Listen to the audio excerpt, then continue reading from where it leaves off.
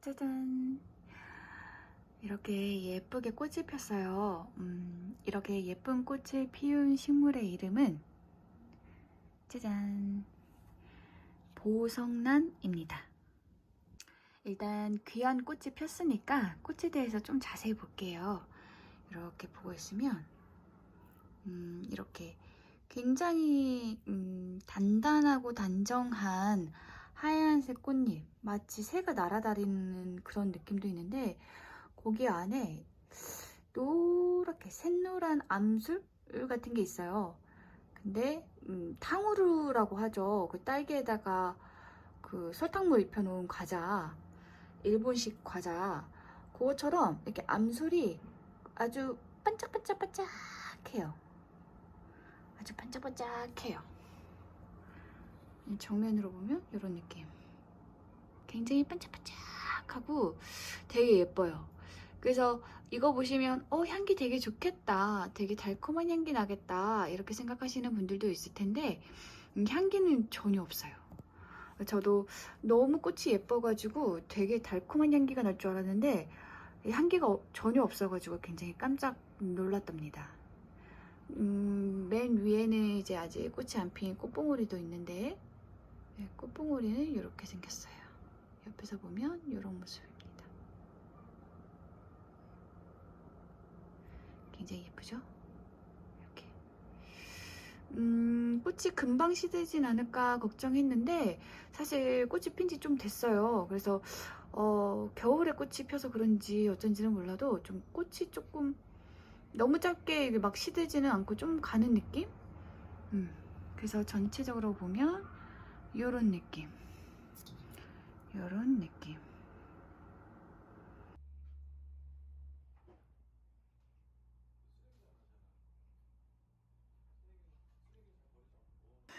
그래서 어떻게 키웠고 또 그래서 어떻게 꽃이 피우게 되었는지를 좀 얘기를 해드리자면 제가 처음에 이제 그 조인폴리아에 가서 보석란을 샀어요. 보석란도 종류가 되게 여러 가지가 있는데 요 해마리아 같은 경우에는 그래도 가격이 좀 저렴한 편이에요. 제가 그때 8,000원에 사왔거든요. 근데 이제 뭐 몇만 원씩 하는 보석란에 비하면 요거는 굉장히 저렴한 편. 근데 그때 사왔을 때 이렇게 요 순이 두 개가 있었어요. 요렇게. 그래서 저는 이게 뭐 한 둥치에서 두 개가 갈라 나온 건지 아니면 그냥 두 개의 삽수가 꽂혀 있는 건지 궁금했었는데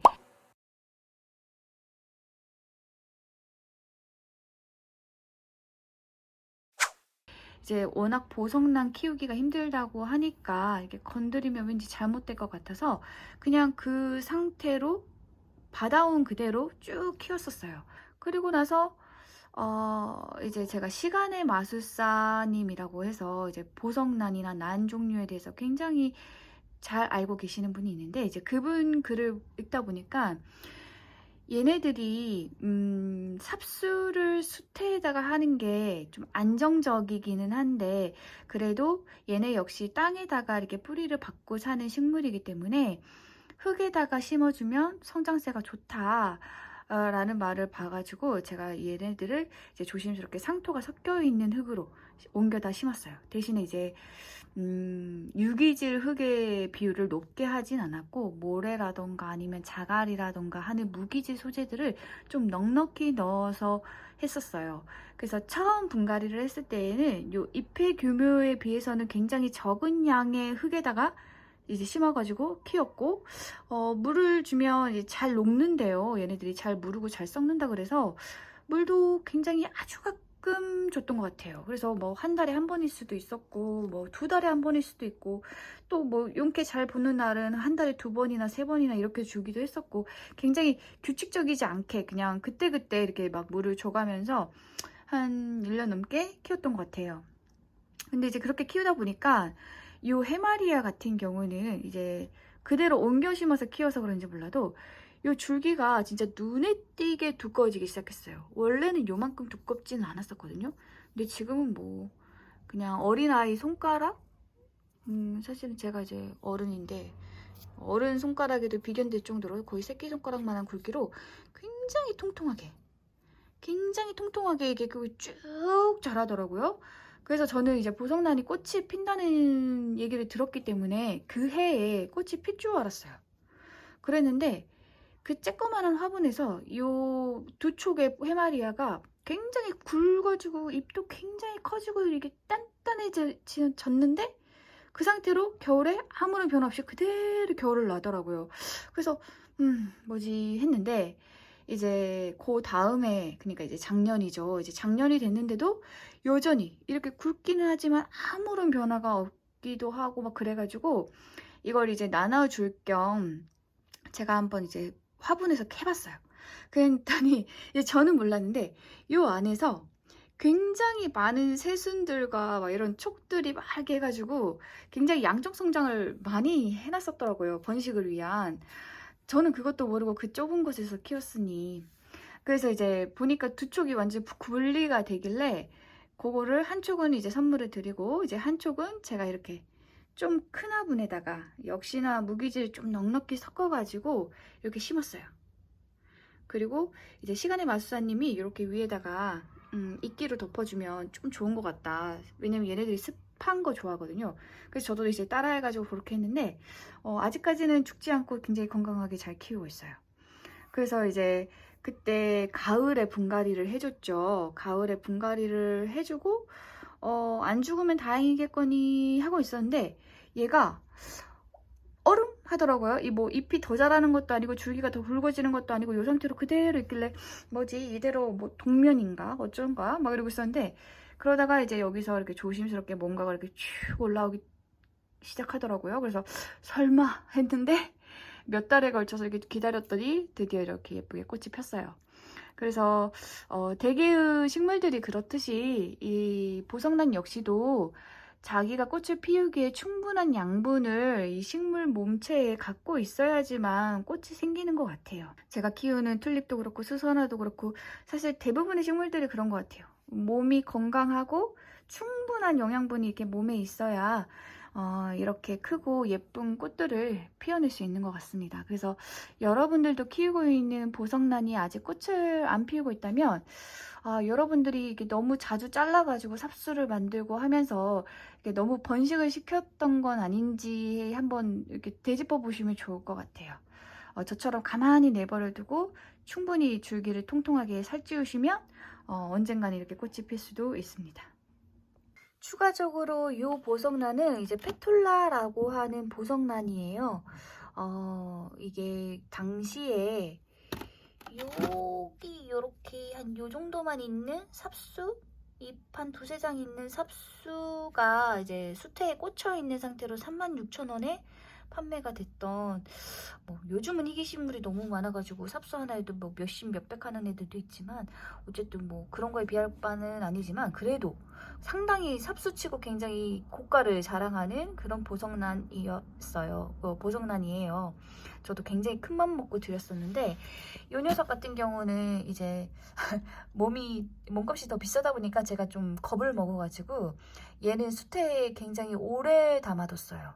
그래서 이제 수태에 그냥 담아놓은 정도가 아니라 위에다가 이렇게 뚜껑 같은 거 이렇게 덮어놔가지고 플라스틱 뚜껑 덮어놓으면 거기에 이렇게 송글송글 이제 물이 맺히잖아요. 습도를 굉장히 높여가지고 한동안 키웠던 기억이 납니다.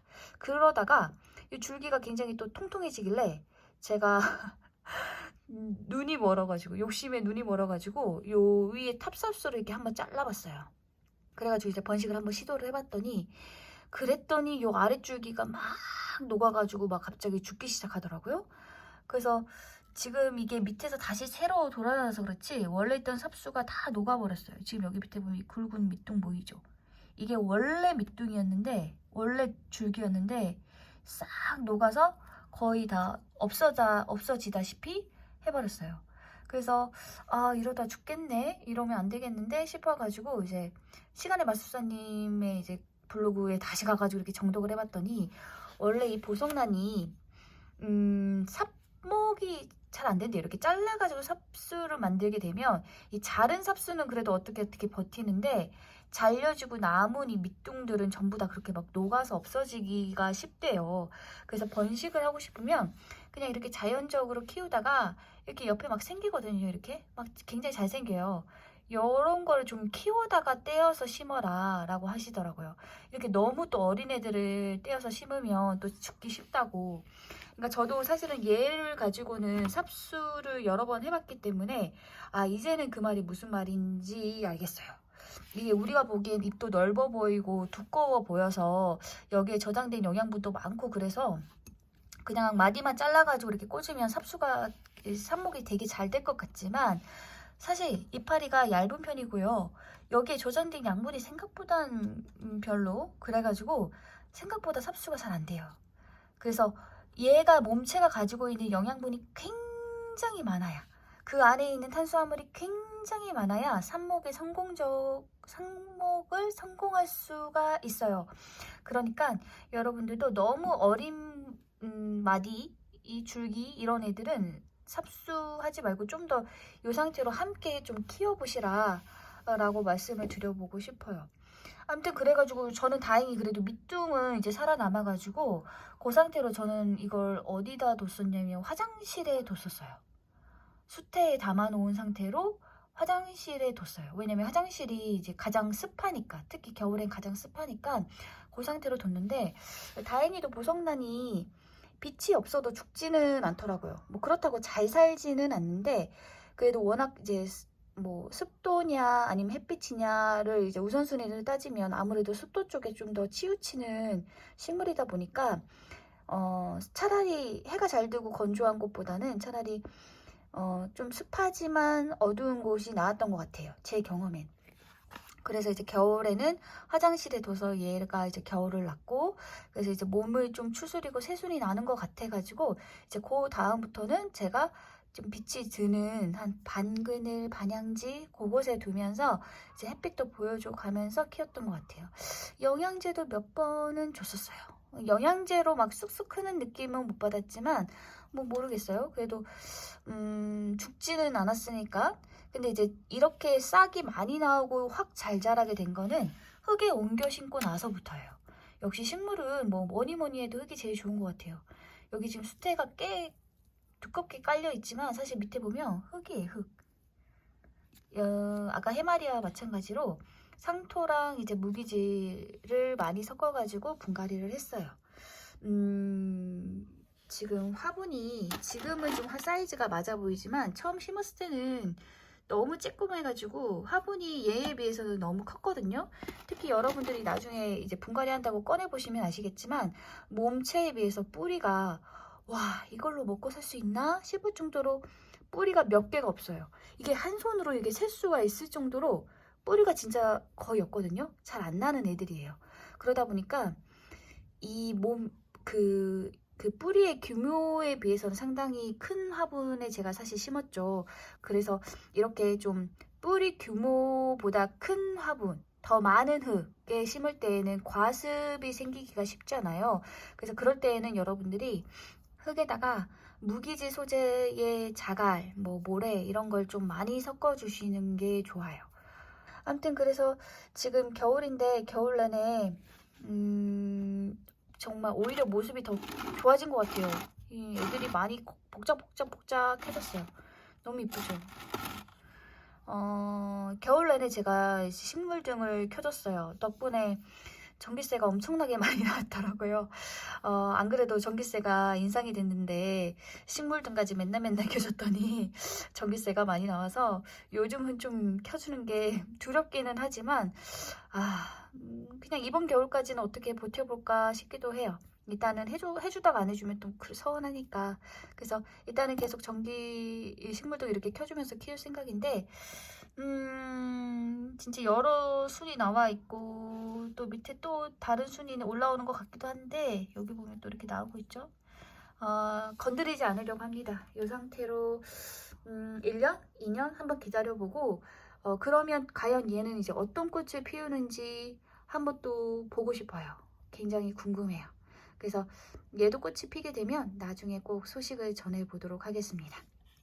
어쨌든 보석란 사서 키우시는 분들 굉장히 고가에 사가지고 마음 졸이면서 굉장히 힘겹게 키우고 계실 텐데, 이렇게 키운 사람도 있었다 라는 거 참고하셔가지고 여러분들 잘 키우는 데 도움이 되었으면 좋겠습니다.